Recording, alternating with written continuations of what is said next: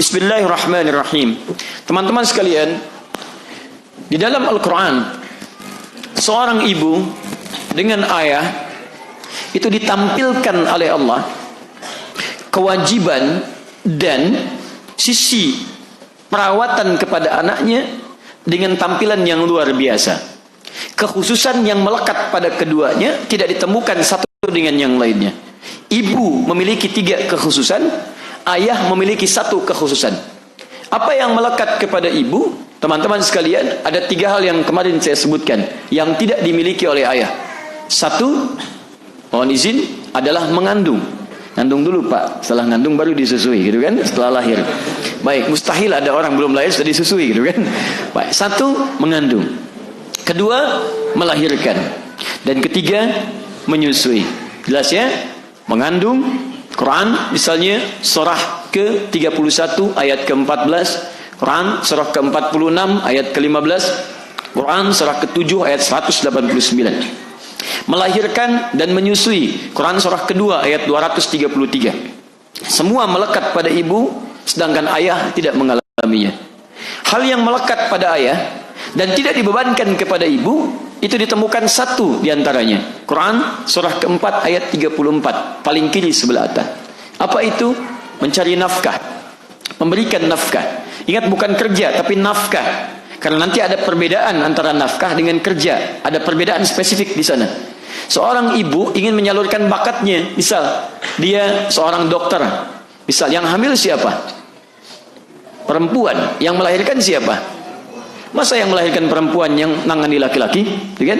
Maka alangkah baiknya kalau ada dokter perempuan memeriksa kandungan yang perempuan, kemudian membantu kelahirannya perempuan dan sebagainya, sehingga di situ tercipta kenyamanan antara yang melahirkan dengan yang membantu melahirkan di dalamnya.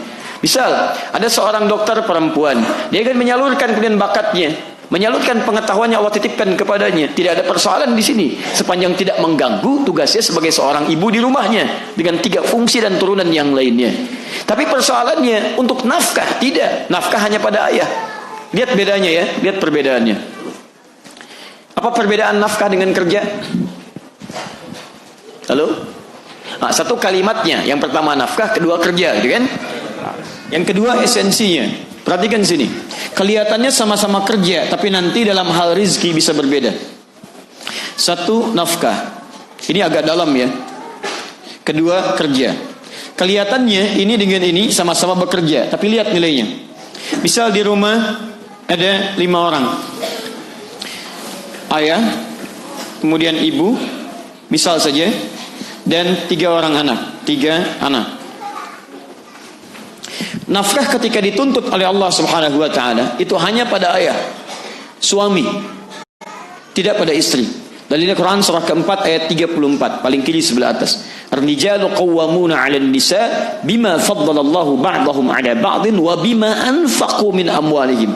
Laki-laki diberikan kelebihan oleh Allah, punya karakter kepemimpinan. Dan dalam hal itulah diberi tugas ia untuk mencari nafkah untuk keluarganya. Untuk keluarganya. Lihat, bukan hanya untuk istrinya. Jadi begitu ayah ini mencari nafkah, bagaimana mencarinya? Diwujudkan kemudian turunan ayatnya. Bisa di Quran surah kedua ayat 168. Ini yang standar. Kalau ingin cepat di Quran surah kedua ayat 172. Ini ya ayuhan nas, nas umum, manusia. Kulu mimma fil ardi halalan thayyibah. Kerja, silakan cari makan. Ya. Kemudian kalau ingin cepat pada yang beriman, ya ayyuhalladzina amanu kulu min thayyibati ma razaqnakum. Nasnya dibuang diganti pakai iman. Setiap yang mencari pakai iman, kata Allah, ma razaqnakum, kami yang dekatkan rizkinya, bukan dia yang capek mencari. Jadi kalau Anda merasa beriman, rizki Anda susah, coba dicek. Mungkin kedekatan Anda dengan Allah kurang. Itu poinnya, sebab Allah berjanji orang beriman itu saya dekatkan rizkinya. Kalau Anda beriman jauh dengan rizki, mungkin iman Anda bermasalah, kurang dekat Anda dengan Allah Subhanahu wa taala. Nah, kemudian cek lagi. Maksud saya coba cek aturan Allah dalam mencari rizki salah satunya. Ada yang ketiga, lebih cepat. Jadi kalau ini nas, ini iman plus takwa. Quran surah ke-7 ayat 96. Walau anna ahlal qura amanu wattaqau la fatahna 'alaihim barakatin minas sama'i wal ardh. Kalau satu penduduk negeri mau beriman dan bertakwa, sini nas, iman tidak disebutkan. Sini iman saja. Ini iman plus takwa. Iman plus takwa. Kata Allah, saya buka, langsung saya buka pintu rizki, keberkahannya dari langit dan bumi. Kalau ini masih nyari, Allah dekatkan. Kalau ini dibuka langsung. Kalau orang dibuka, jalan dekat pun sudah turun rezekinya. Langit dan bumi, mau apa lagi? Makanya ketika Maryam meningkatkan takwanya kepada Allah, dia konsentrasi ibadah mendekat kepada Allah, Zakaria mengantarkan bekalnya alaihi salam, tiba-tiba di dalamnya sudah ada. Quran surah ketiga Ali Imran ayat ke-37, paling kiri sebelah bawah. Silahkan cek. Ketika seorang dalam kesulitan, ada banyak orang yang diberikan oleh Allah seketika dalam hal-hal yang tidak diduga-duga. Min haitsu la yahtasib. Dalil penegasannya ada di Quran surah ke-65 ayat 2 di ujungnya sampai ayat 3-nya. Wa may yattaqillaha yaj'al lahu makhraja wa yarzuqhu min haitsu la yahtasib. Dia berikhtiar juga, ada ikhtiarnya. Cuman hebatnya dibuka segala pintu-pintu ikhtiar untuk menurunkan berkahnya langit dan bumi. Nah, ketika ini mencari, ayah mendapati dari nafkah ini, cari misalnya berapa yang Allah berikan? Allah berikan pada ayah ini kebutuhan untuk 5 orang di rumahnya ini. Jadi ketika suami mencari dengan niat mencari nafkah, yang Allah berikan akan cukup untuk ke-5 orang di keluarga ini. Di untuk si A cukup ayah, untuk ibu juga ada, untuk 3 orang anak itu ada. Tapi kalau seorang misalnya selain suami, taruhlah istri memaksakan untuk menjadi pengganti di sini nafkah, dipaksa misalnya, maaf ya, suami masih ada, dia nekat mencari nafkah, bukan hanya bekerja. Maka ingat baik-baik, beda antara kerja dengan nafkah. Yang Allah turunkan nanti rezekinya hanya untuk satu perempuan ini saja. Karena itu sebanyak apapun yang didapatkan akan selalu terasa kurang dalam kehidupan rumah tangga. Karena sifatnya tidak melekat pada sifat ini pada istri, melainkan pada suami. Paham sampai sini? Nah, jadi ini yang saya maksudkan, sifat nafkah hanya melekat pada ayah, tidak melekat pada ibu. Karena itulah kemudian ketika ayah dapatkan, bukan cuma untuk dirinya, ada untuk istrinya, ada untuk anaknya, untuk anak-anak difikirkan. Kadang Masya Allah, mohon maaf ya, demi Allah saya katakan, ada sesuatu yang tak terlukiskan. Kadang-kadang anak belum lahiran, bapaknya udah nyiapkan sampai dengan persiapan sekolahnya. Ini begini, ini untuk kampusnya, ini investasinya, ini tanah sekian, rumah ini untuk si kakak, rumah ini untuk si adik. Padahal anak aja belum lahir yang pertama. Udah luar biasa. Kemudian cari lagi, maksimalkan lagi. Jadi ketika Allah berikan akan cukup untuk satu keluarga. Tugas ayah di situ. Paham sampai sini?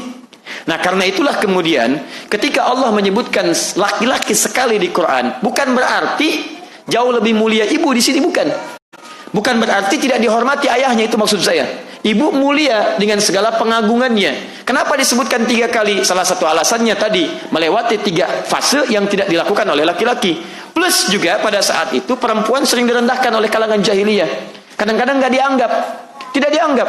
Bahkan dalam kekinian, orang-orang yang sedang mengatakan maaf, penyetaraan gender, angkat, samakan, keadilan dan seterusnya. Teman-teman, pembuktian dalam praktikalnya kadang-kadang berbeda.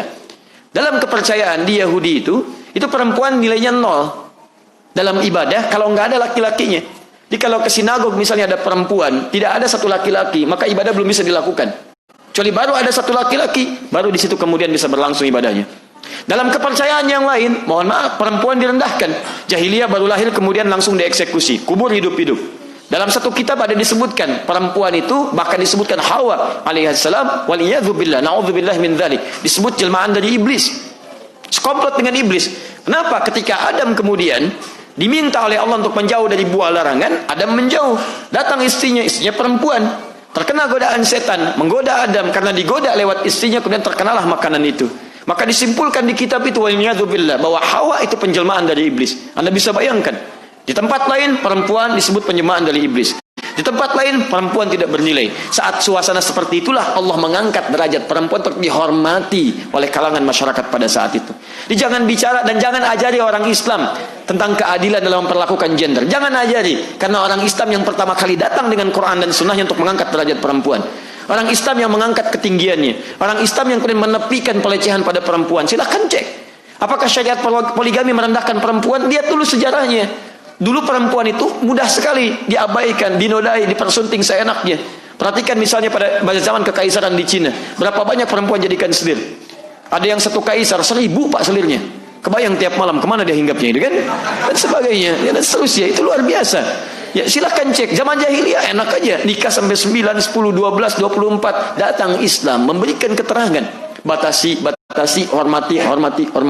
Dulu nggak punya hak untuk warisan. Begitu masuk dalam nilai keislaman, berikan haknya. Di Islam datang tuh mengangkat martabat, mengangkat. Tiga kali di sini punya dua konteks penilaian. Konteks pertama menghormati nilai kemuliaan perempuan yang tidak dimiliki laki-laki. Konteks kedua mengangkat harkat perempuan dalam kalangan masyarakat pada saat itu. Jelas sampai sini? Nah, laki-laki pun ditetapkan oleh Allah kemuliaannya. Apa itu kemuliaannya? Walaupun disebutkan sekali, tapi sekali ini punya peran terhadap perempuan plus seluruh anggota keluarganya. Silakan. Jadi seakan-akan satu ini sama dengan berbanding tiga, bahkan bisa lebih. Jadi jangan katakan ketika ibu misalnya tiga, Anda katakan berarti lebih unggul perempuan kata ibu-ibu dibandingkan laki-laki. Maka Anda punya alasan di sini. Satu ini bahkan melebihi tiga kemuliaan ibu karena langsung berisi kepada anak-anaknya. Paham sampai sini? Maaf Bu ya, edisi kemarin kan saya angkat ibu. Sekarang kita gantian ya. Nanti setelah itu disamakan pada hadis yang ketujuh. Statusnya jadi sama ya. Kan ini kita bolak-balik dulu ya supaya ada gairah kita untuk belajar. Baik. Paham sampai sini? Jadi walaupun disebutkan sekali, Anda jangan di situ kemudian pesimis, ya cuman sekali. Ya, Papa, Mama 3 kali, Papa sekali, kan? Nah, tidak begitu cara memahaminya. Satu ini pun itu dahsyat pengaruhnya sehingga disetarakan dengan 3 bagian di perempuan ini. Paham ya? Nah, tapi jangan jadikan dalil ini kemudian Anda untuk mengungkapkan dengan cara yang berbeda. Seperti saya sampaikan dulu ya.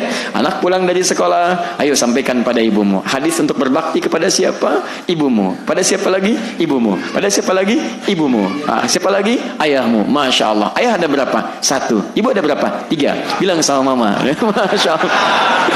Ini saya tidak sampai ke situ bahasannya. Kita belum sampai. Kita masih di sini aja. Baik ya. Bismillah. Saya pernah ditanya, Ustaz, kenapa perempuan tidak boleh menikah dengan lebih daripada satu pria?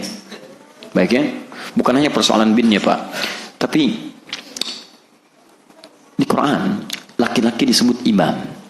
Ar-rijalu qawwamuna 'alan nisa. Masya Allah, laki-laki itu pemimpin, imam bagi perempuan, pengayom bagi istrinya. Baik, kalau imam itu harus ada berapa? 1. Kalau makmum? Tidak, jangan disebut banyak. Bisa 1 kan, 2 lebih afdal, 3 lebih baik kan, 4 banyak lebih cukup dalam sholat. Tapi dalam rumah tangga fikihnya berbeda.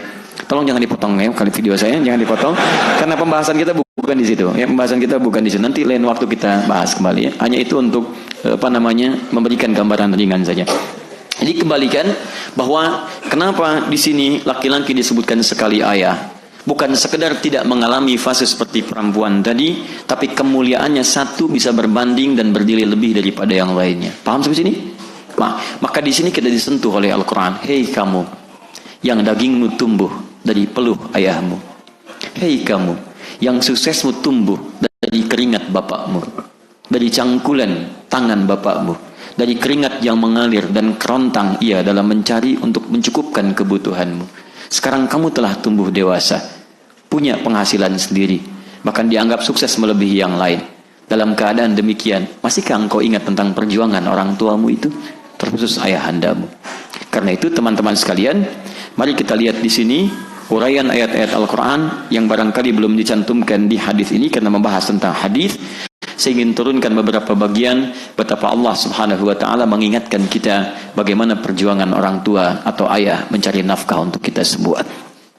Baik teman-teman sekalian, sesi yang kedua setelah paham kenapa disebutkan sekali, maka kita mulai pada sesi yang kedua.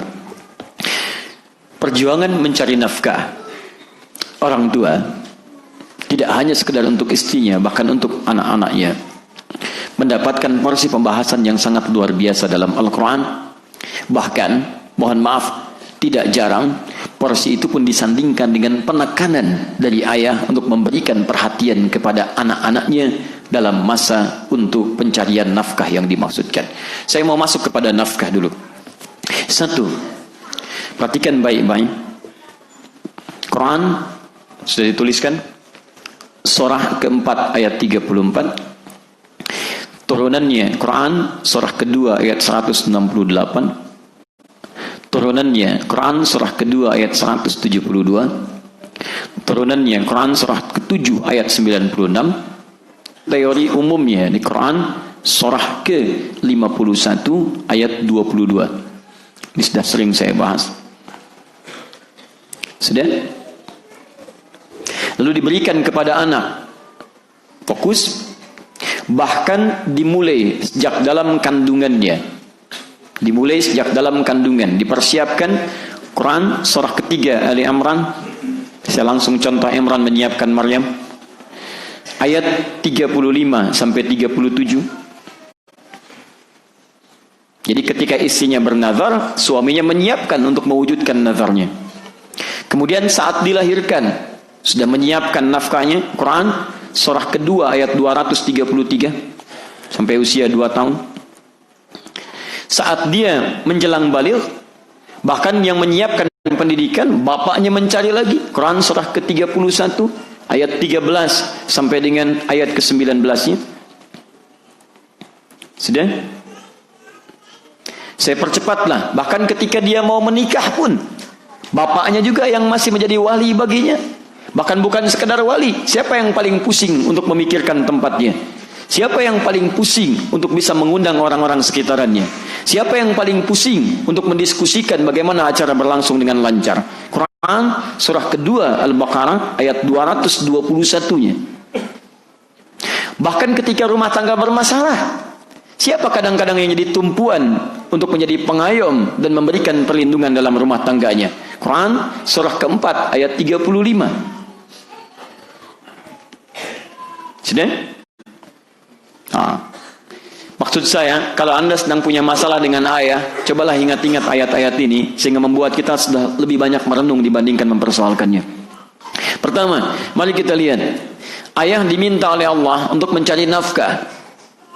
Rizki diturunkan dari langit, diatur oleh Allah, dijanjikan diberikan. Quran surah ke-51 ayat ke-22. Tadi saya bacakan, wa fis samai rizqukum wa ma tu'adun.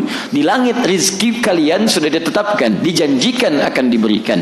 Kita tinggal di bumi, maka diturunkanlah ke bumi. Tugas ayah kemudian mencari rizki di bumi itu untuk dibawa kemudian ke rumah untuk didapatkan bagi kita semua.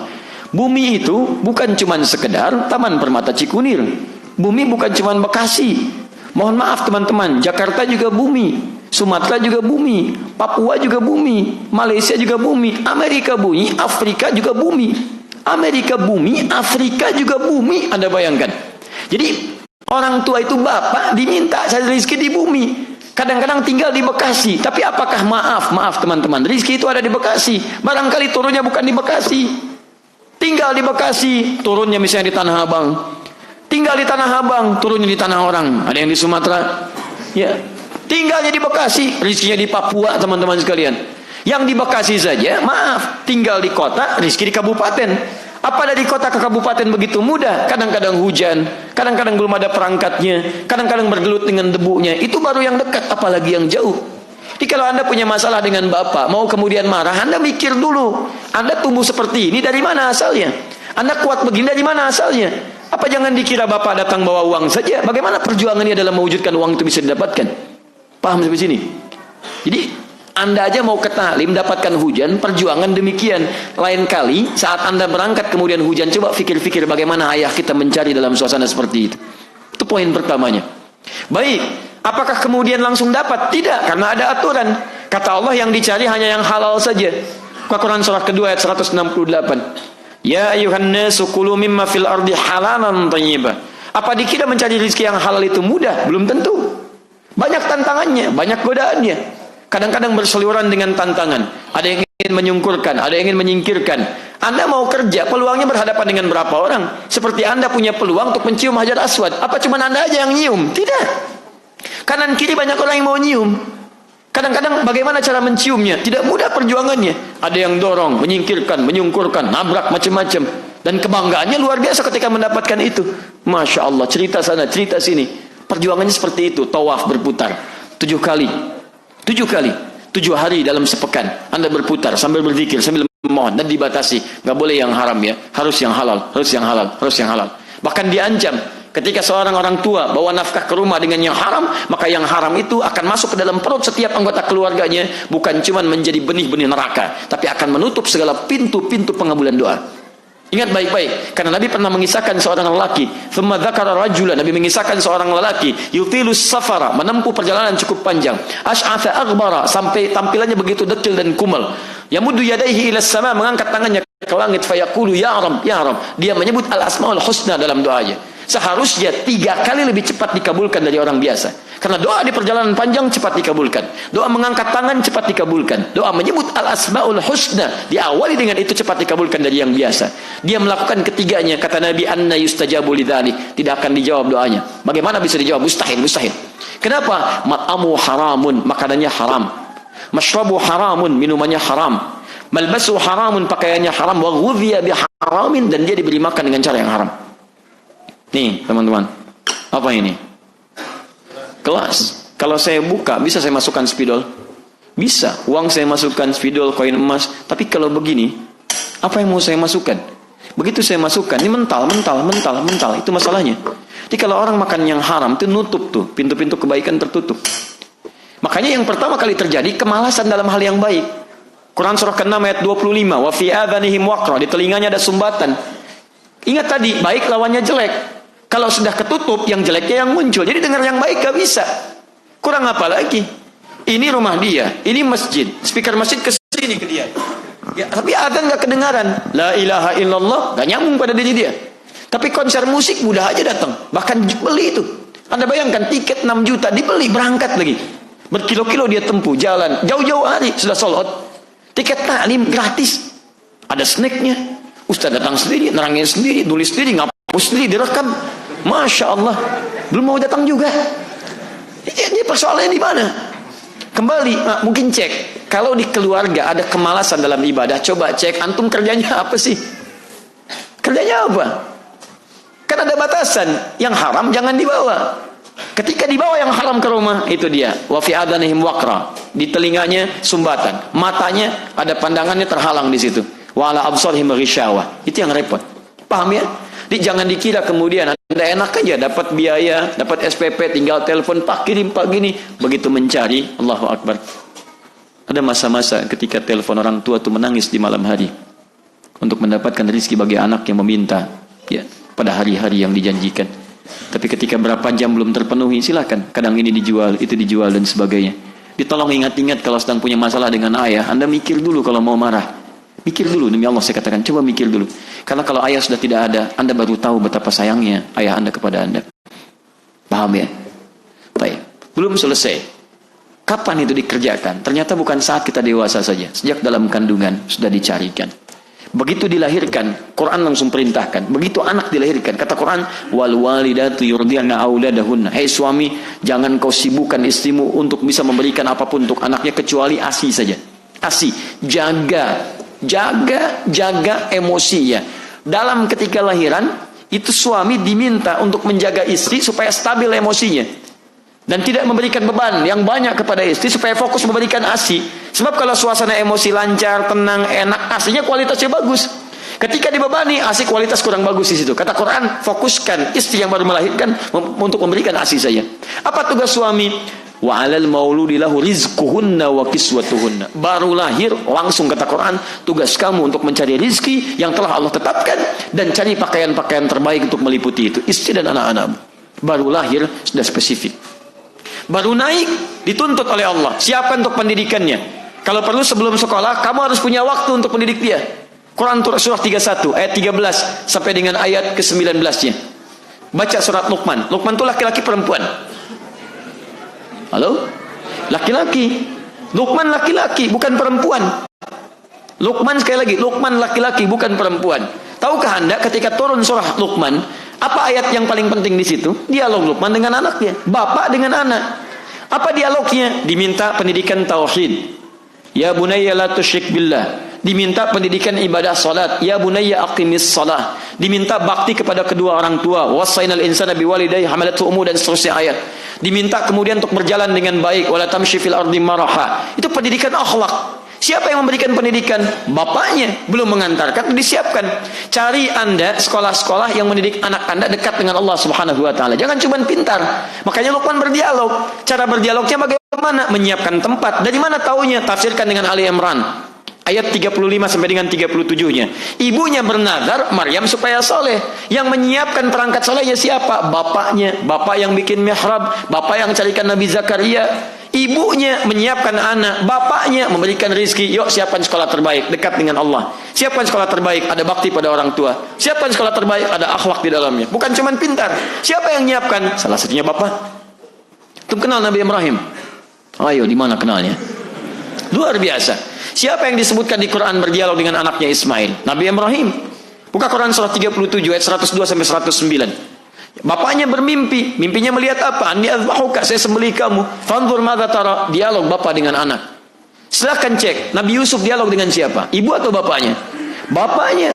Cerita, saya mimpi. Dalam mimpi saya, Masya Allah saya melihat. Apa yang saya lihat? 11 bintang. Satu kemudian matahari. 1 bulan dan 11 bintang bersujud kepada saya. Baik, yang diajak bicara siapa? Bapaknya Yakub. Silahkan cek setiap ada dialog di Quran, bapak dengan anak, bapak dengan anak, bapak dengan anak.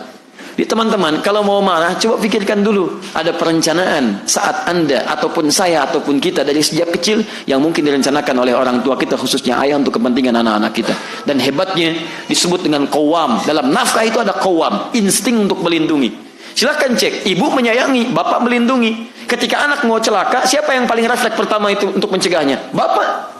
Silahkan Anda buka YouTube, cari video tentang kepedulian ayah terhadap anak. Anda akan temukan. Begitu roda mau jatuh, bapak yang gerak. Begitu anak terpeleset, bapak yang ngangkat. Begitu ada benda-benda yang kemudian bisa berpengaruh pada keburukan, bapak yang pinggirkan. Ibu tugas kasih sayang, bapak tugas perlindungan.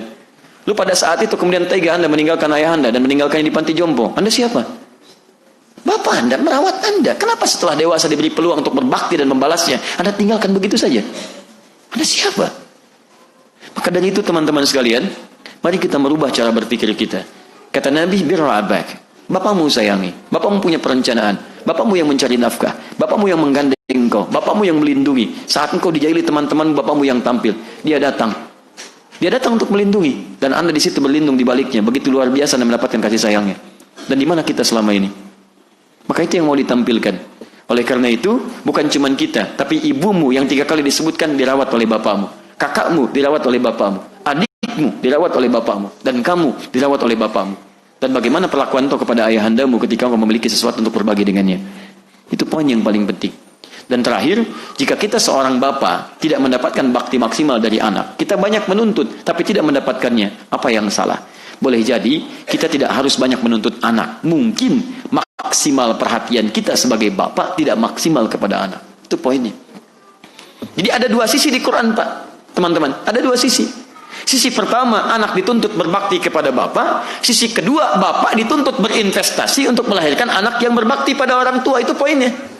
Jadi kalau Anda mendapati anak belum berbakti kepada kedua orang tua di akhir masa kehidupan Anda, cek dulu, barangkali saat kecil Anda tidak siapkan anak Anda untuk berbakti.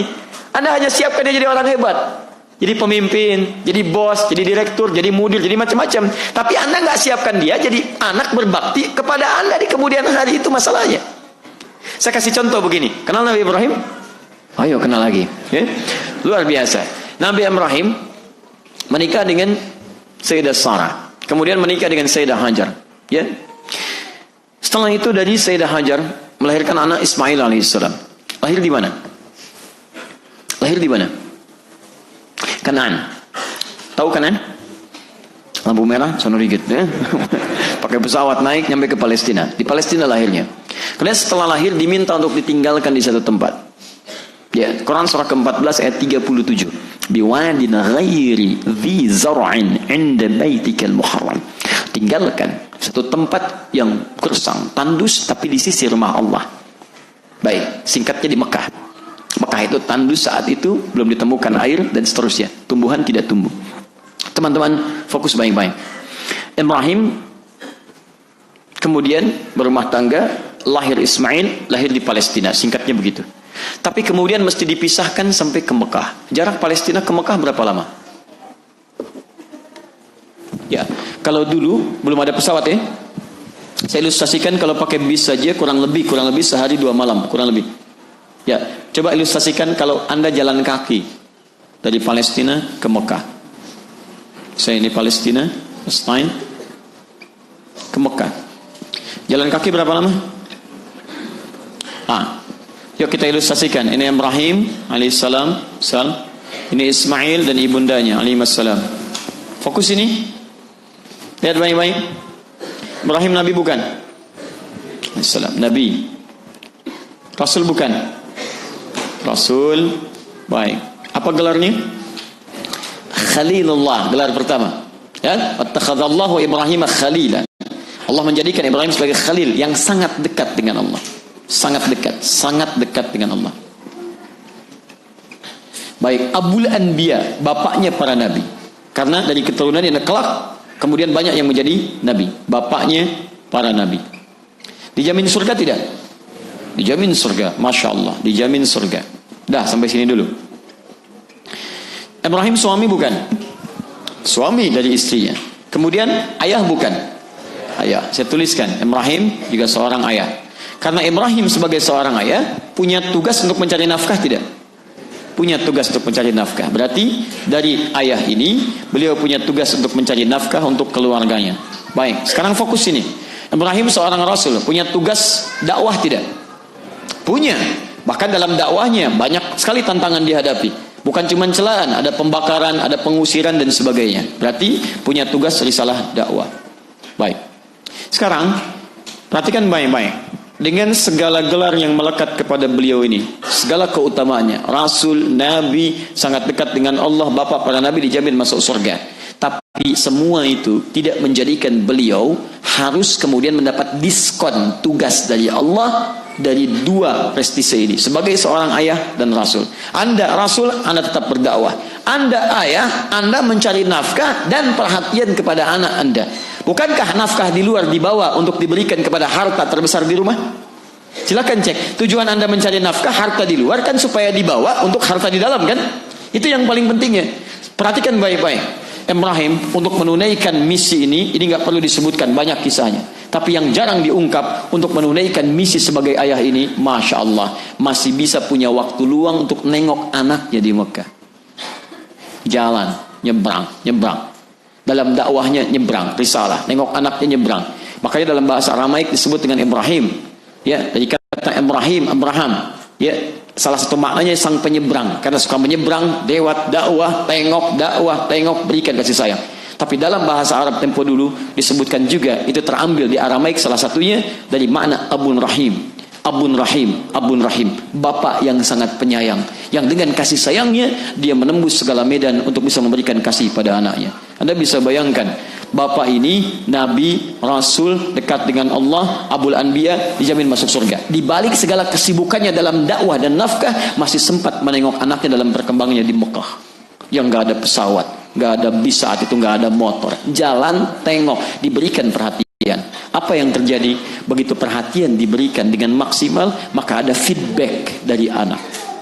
Ada sesuatu yang terjadi di anak, punya perasaan. Bapak saya nih, lihat saya, memastikan pertumbuhan saya, memastikan kedewasaan saya. Di anak tuh punya rasa. Akhirnya apa? Allah pertemukan misinya dalam satu kesatuan. Diberi tugas Nabi Ibrahim untuk meninggikan kembali bangunan Ka'bah yang hancur di masa Nabi Nuh alaihissalam. Di sini pernah saya kisahkan. Zaman Nabi Adam kemudian ada inna awwala baitin wudi'a lin-nas, rumah pertama yang dibangunkan untuk manusia. Quran surah ketiga ayat 96 sampai 97. Masa Nabi Nuh kena banjir, habis semua atasnya. Masa Nabi Ibrahim diminta pondasinya ditinggikan lagi. Pondasi disebut dengan qawaid, ditinggikan disebut yarfa. Quran surah kedua ayat 127. Wa idh yarfa'u Ibrahim, wa idh yarfa' meninggikan. Ibrahimul qawaid minal bait. Ketika Nabi Ibrahim diperintahkan meninggikan kembali pondasi Ka'bah yang hancur di masa Nabi Nuh itu, wa Ismail. Tiba-tiba misinya di Mekah. Diminta meninggikan bangunan Ka'bah. Naik. Wa Ismail. Datanglah anaknya Ismail dari belakang. Merasakan beban kerja bapaknya. Tiba-tiba mengatakan, "Pak, boleh nggak saya bantu?" Kalau dalam bahasa bebasnya. Lihat sini ya, saya ajarkan ada sedikit bahasa Arab. Kalau subjeknya disebutkan bersamaan di awal kalimat, itu artinya porsi kerjanya sama. Misal, wa idh yarfa'u Ibrahimu wa Ismailu. Subjeknya dua, Ibrahim dan Ismail. Ketika Ibrahim dan Ismail meninggikan bangunan Ka'bah, maka porsi pembangunan itu sama antara Ibrahim dengan Ismail alaihi wassalam. Tapi ketika subjeknya dipisah, yang satu dikedepankan, yang kedua diakhirkan, itu tandanya yang duluan disebutkan lebih besar tugasnya daripada yang kedua. Perhatikan di Quran. Disebutkan Ibrahim pertama, Ismailnya di belakang. Wa idh yarfa'u Ibrahimul qawa'ida minal bait wa Ismail, baru Ismail datang. Ingin menunjukkan bahwa tugas ini sebetulnya bukan untuk Ismail tapi untuk Ibrahim. Cuman ketika Nabi Ibrahim mulai meninggikan bangunan, beliau kemudian mulai meninggikan bawah batu, menginjak-injakan pertama disebut dengan makam. Sekarang ada makam Ibrahim di sininya misalnya. Kemudian tiba-tiba datang anaknya membawa batu. Batu disebut dengan hajar, mulai ikut menyusun-nyusun. Ketika susunannya mulai berbentuk disebut dengan hijar. Kalau jadi ruangan disebut dengan hujrah. Kalau banyak ruangannya disebut dengan hujurat. Teman-teman, tiba-tiba datang. Kalau dalam bahasa kita, Pak, boleh nggak saya bantu? Bikin sehingga area ini sampai sekarang disebut dengan Hijr Ismail. Teman-teman sekalian, perhatikan baik-baik. Ketika Ibrahim memberikan yang terbaik untuk anaknya, anak merasakan beban ayahnya. Begitu melihat kata anaknya, Pak, saya bantu ya. Pertanyaan saya, lihat baik-baik. Saya, Anda, kita. Rasul bukan? Nabi bukan? Baik, sedekat apa kita dengan Allah dibandingkan Nabi Ibrahim? Ada yang punya gelar Khalilullah di sini? Tidak ada. Sekarang perhatikan. Bapaknya para nabi. Siapa di antara anak-anak yang jadi nabi? Tidak ada. Dijamin masuk surga. Ada yang punya jaminan surga di sini? Tidak ada. 5 kemuliaan Nabi Ibrahim kita tidak miliki. Baik. Kita ayah. Nabi Ibrahim ayah bukan? Ayah. Baik. Berarti sama-sama ayah. Kita ayah, beliau ayah. Beliau punya 5 keutamaan, kita tidak. Baik. Beliau punya tugas dakwah. Kita punya tidak? Punya. Kita punya tugas dakwah, tapi dakwah kita tidak seberat Nabi Ibrahim. Karena kita bukan Rasul. Perhatikan, dakwah tugas paling berat. Punya keutamaan. Tapi Masya Allah masih bisa memaksimalkan fungsi ayah sampai bisa nengok anak dengan jarak yang luar biasa. Maaf, sesibuk-sibuknya Nabi Ibrahim yang Nabi dan Rasul masih punya waktu untuk nengok dan bermain dengan anaknya. Anda siapa? Nabi bukan, Rasul bukan, jaminan surga belum ada. Kedekatan tidak sedekat Nabi Ibrahim dengan Allah Subhanahu wa taala. Gelarnya bukan Abul Anbiya. Anda sibuk apa sih? Berangkat gelap, pulang gelap. Lihat anak tidur, pulang tidur. Punya pekerjaan di rumah, dibawa marahnya kepada anak. Anda siapa? Dipantas kalau anak Anda tidak punya perhatian pada bapaknya karena bapak nggak punya waktu untuk anaknya. Itu masalahnya.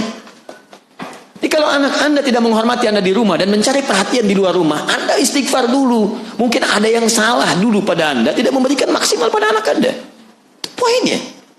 Cobalah teman-teman sedikit merenung malam hari. Kenapa anak saya begini? Bukan anak saya, kenapa saya dulu? Itu poin pertamanya. Demi Allah saya katakan mustahil ada anak punya perilaku buruk pada orang tua kalau tidak ada sesuatu yang terjadi pada saat dia dirinya. Pasti ada kaitannya. Coba cek. Yang punya mobil bapaknya, yang pakai anaknya, yang nyuci siapa? Nah, saat bapak mencuci mobil itu, kelihatan oleh anak, dibantu nggak? Nah, coba ingat baik-baik. Jangan-jangan bapak yang cuci, anak yang komando. Pak, ini kurang. Masya Allah. Silahkan cek. Bapak pakai mobil, bapak beli bensin, anak yang ngabisin. Begitu kurang, anak yang minta. Pak, bensin habis. Masya Allah. Bapak lagi yang disuruh nyari bensin. Coba cek, ibu juga begitu. Saat menyapu, apakah kemudian anak melihat dan membantu Anda? Coba cek dulu. Dan indah teman-teman, ilustrasinya indah. Yang paling hebat, ketika semua diberikan oleh ayah kepada anak, bahkan anak bukan hanya tenaganya, nyawa pun sanggup ia korbankan dengan Allah Subhanahu wa taala. Bapak cuma mimpi, Bu. Pak, cuma mimpi. Kata bapaknya, "Nah, bapak tuh mimpi semalam, bapak nyembeli kamu. Bagaimana pendapat Ananda?" Pendapat Ananda, masih nanya bapaknya. Apa jawab anaknya? Perhatikan jawabannya. Ya abatif al. Bapak, ya abati, pakai abati itu. Padahal dalam bahasa Arab saya pernah sampaikan, bapak itu punya 3 panggilan. Abun, buya, abati. Abi, abun, panggilan hormat. Abi demi hormat nanda pada ayah. Buya, panggilan sayang. Buya itu sayang. Bisa sayang secara hubungan genetik, bisa sayang pada aspek yang lain. Ya, misal pengetahuan. Ada seorang pengetahuannya luas misalnya. Kita sayang kepada beliau seperti kita sayang pada ayahanda kita. Boleh panggil Buya. Buya Hamka. Saya nggak pernah bertemu dan bukan ayah biologis saya. Tapi karena ilmunya luar biasa, saya sayang, saya jaga, saya panggil Buya. Jelas ya? Di Cirebon ada Buya Yahya, kan? Dan seterusnya. Karena saya sayang dengan ilmu dan sebagainya. Tayyib, teman-teman, fokus. Kalau Anda gabungkan Buya dengan Abi, maka jadilah kalimat jadi abati. Abati. Abati itu gabungan antara hormat dengan sayang. Dan di Quran setiap anak manggil bapak selalu abati. Ya abati, ya abati, ya abati. Abati. Dan bapak balas kepada anak, ya bunayya, bunayya, bunayya. Panggilan sayang yang muncul. Begitu bapak menyayangi anak, anak menyayangi bapaknya. Ya abati, duhai ayah. demi hormat dan sayang nanda pada ayah. Perhatikan cara memahaminya. If'al ma tu'mar, kerjakan sekarang. Bahasanya singkat, kerjakan sekarang. Ya abatif'al, pa, demi hormat dan sayang nanda, kerjakan sekarang, jangan tunda. Apa yang diperintahkan, karena anak mengerti bapak saya nabi, rasul, setiap yang dilihat pasti wahyu. Engkau pasti aku dapati aku, insya Allah.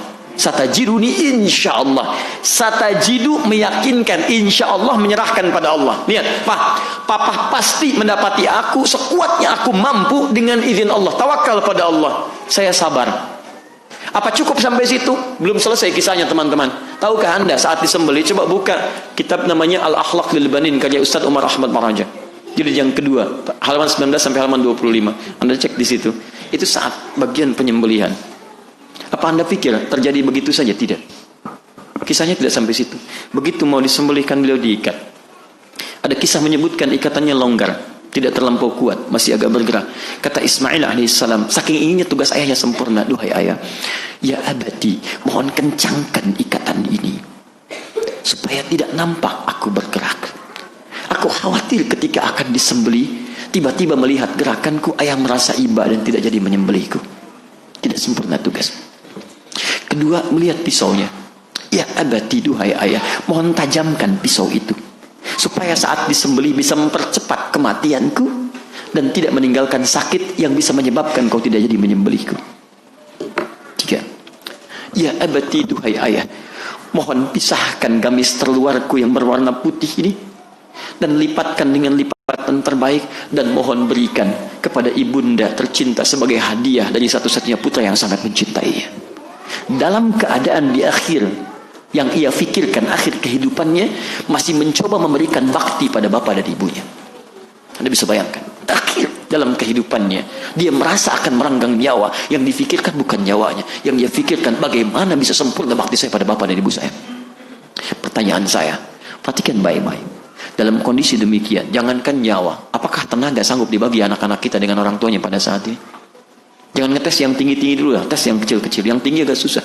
Kalau mau tinggi silahkan coba pulang dari sini, anak anda ajak bicara. Kak, kenapa pak? Tadi papa kajian di Muhajirin. Kenapa? Tiba-tiba bapak dapat ilham menyembelih kamu. Papa, ustadznya sesat. Oh, masya Allah.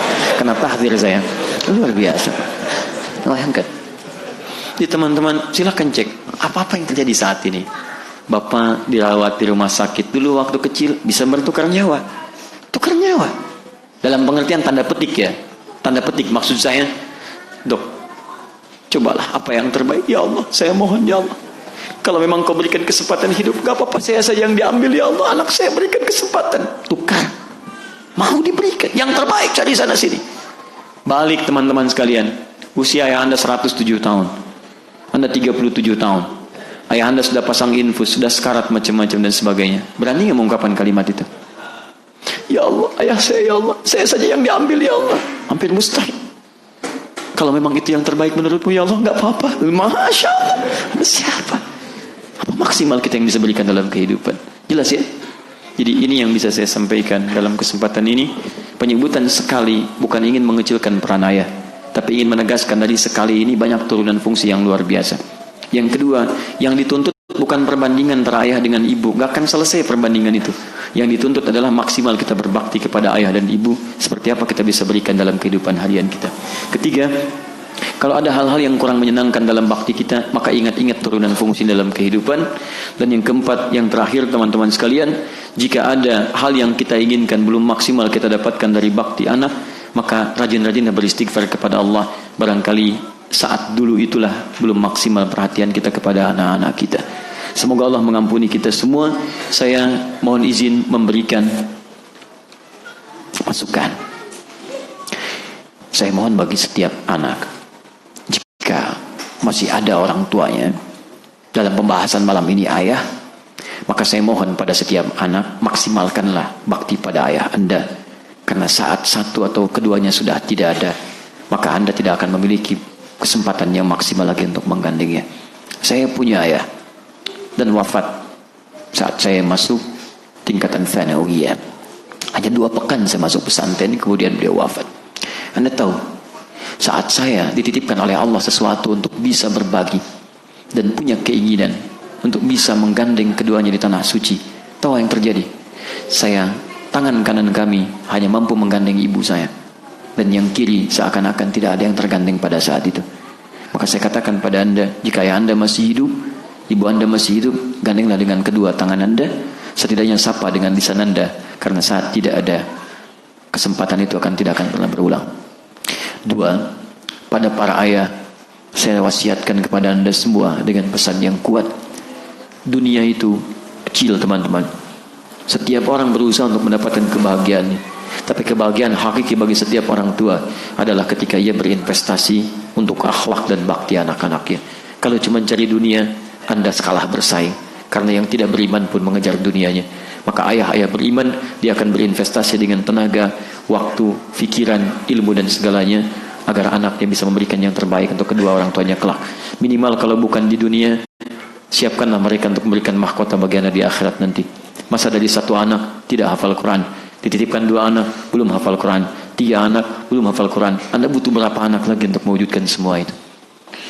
Saya kira itu yang saya sampaikan, mudah-mudahan jelas untuk dipahami.